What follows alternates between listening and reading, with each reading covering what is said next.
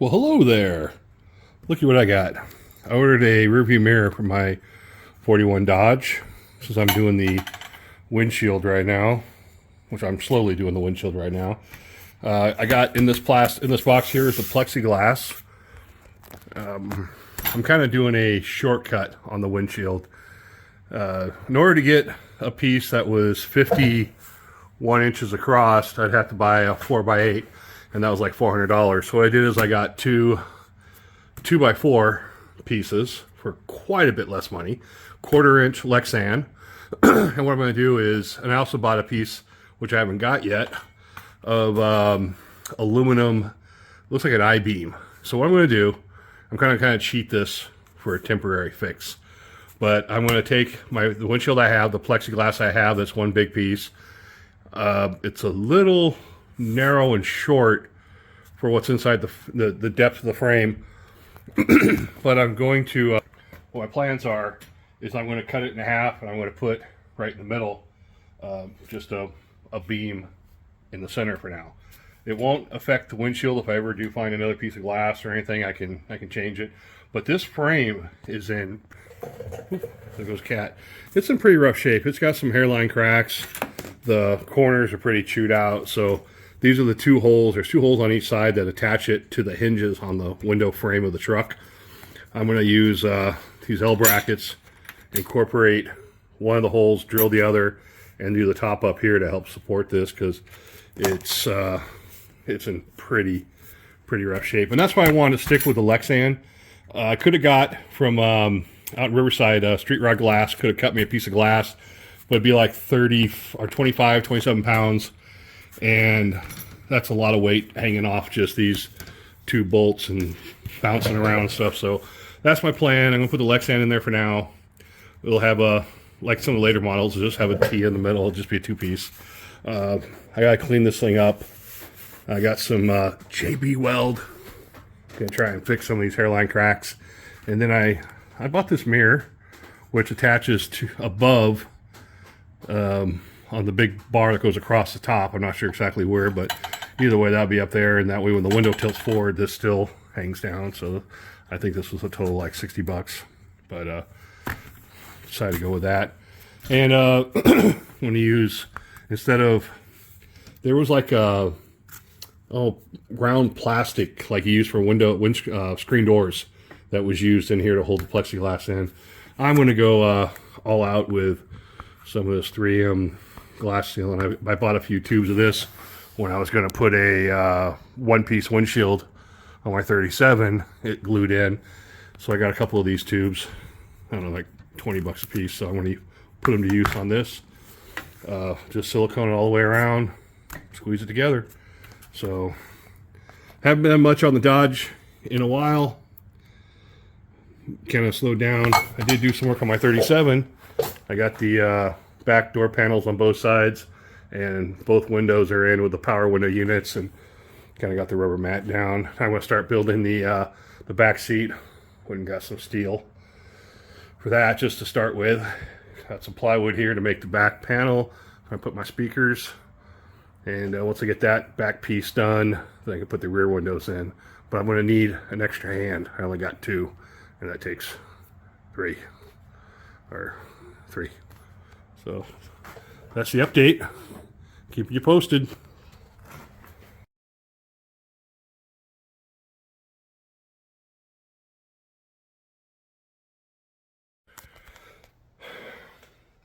All right, haven't done a video on the 1941 Dodge weapons carrier in a while.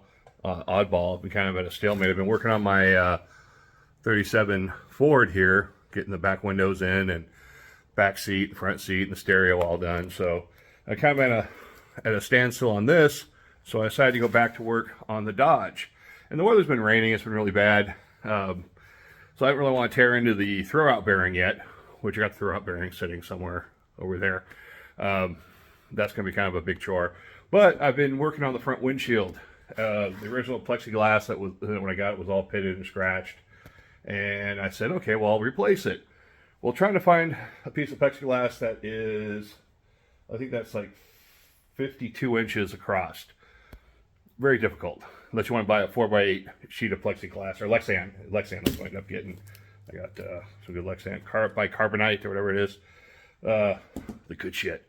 But I couldn't find one big piece without buying a 4x8, and that was like $300. So I ended up getting 2 smaller pieces, and I'm going to make it work. So what I got is a piece of aluminum H-channel that is going to go between the two. It's going to be mounted in the middle. Just like, you know, my 37's got a bar in the middle. Why not put a bar in the middle of this? I mean, it's not perfect, but it's in my budget, my price range. So what I've done here right now is I've got the pieces trimmed. I did a little work on the frame, ground out some bad spots, filled them up with a little JB Weld, and now I'm getting ready to install this. And while I plan on doing it, I've already masked off everything here so I can keep the mess down. I got the inside of the rails cleaned out on here, and I'm going to use this 3M Auto Glass Urethane Windshield Adhesive. Some, like they said in Blues Brothers, strong stuff. And my goal here is to use my Ryobi cocking gun, which I've yet to use, but, you know, about time. I'm going to lay a nice thick bead along the inside of the bottom part, put the pieces in, and then kind of strap them in solid. Let that set up, and once that's set, then I'll put the top piece on, which I still have to do some cleanup on this and touch it up. And when I'm all done, I get all the adhesive scraped off and cleaned. I'll probably remask it off and repaint what needs to be repainted. But that's the plan. It's not going to be perfect, but it will be better than what I had. And maybe someday down the road, come across a bigger piece, cut all out of one. Who knows? But this is what we're working on today. I can't really, you know, get out the cocking gun and hold the camera. So right now I'm going to lay down a bead of caulk and then set the windows in and let it set up. We'll come back a little later, show you the progress, and then put it all back together. And it's raining outside, so I'm not going to put it on the car or on the truck, but I'll have it ready for when the weather clears up. All right, come back later.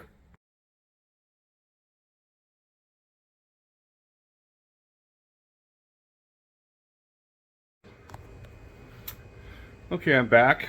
Part 2. I didn't really have time to grab my phone and film what I was doing. This was a kind of a disaster.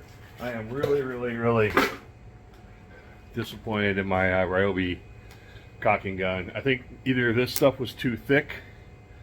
It would get a nice speed, then all of a sudden it would kick off, and the plunger would retract and it would stop. And I mean, I don't know. It just didn't work out right. It made a mess, more of a mess than just using a regular cocking gun. So much for that. But as you can see, I got it all over me, and it's not coming off, so I have to use the sander, I guess.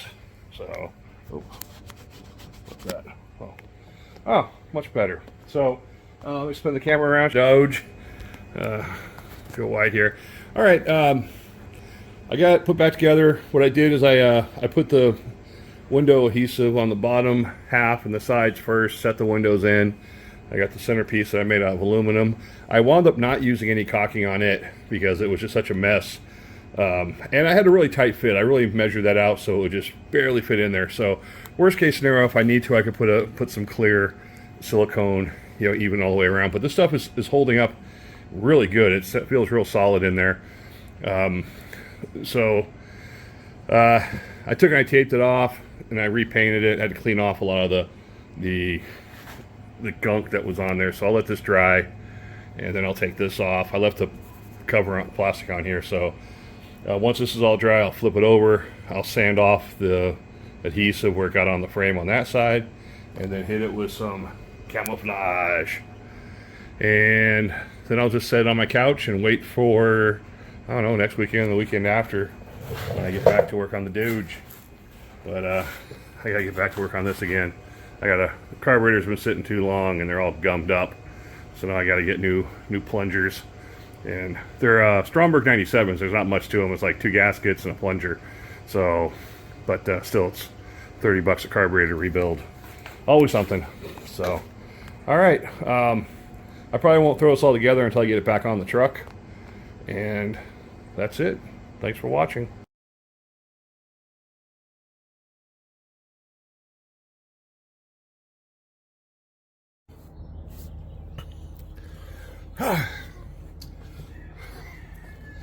Back to work on the Dodge. It's been a while. The rain stopped. Got the tarp off the back of it here, so gonna get a little work done today.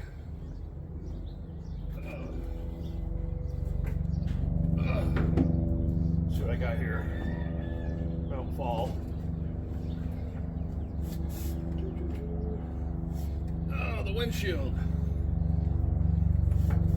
The remade windshield. Try not to drop it.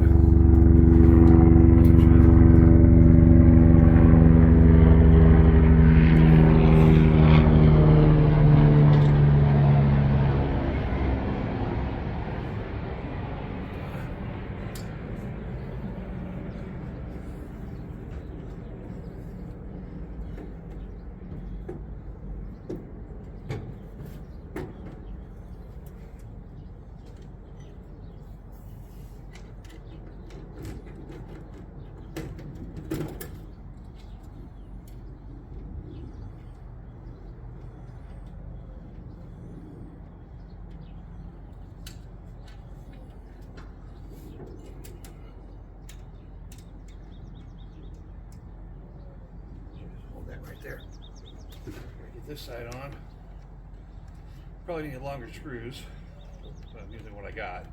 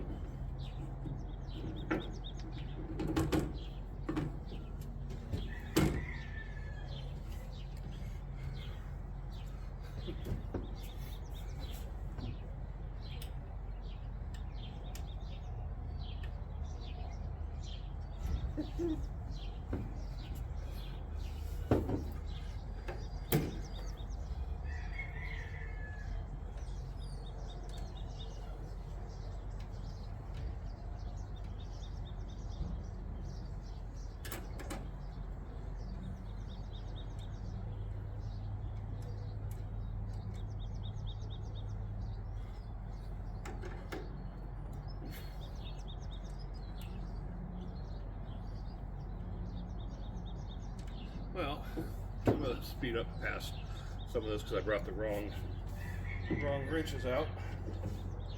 But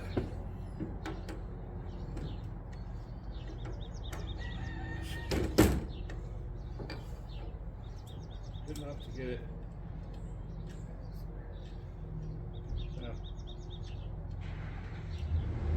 Here.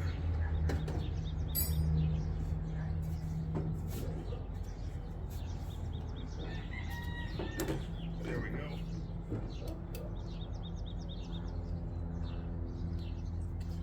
All right. Tighten down the corners. This does fold over. Pieces in. Has a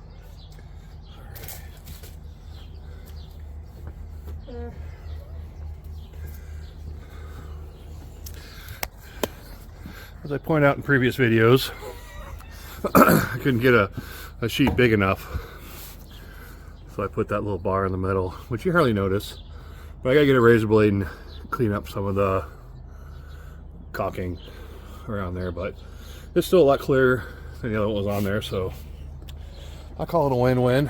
Gotta tighten these bolts down.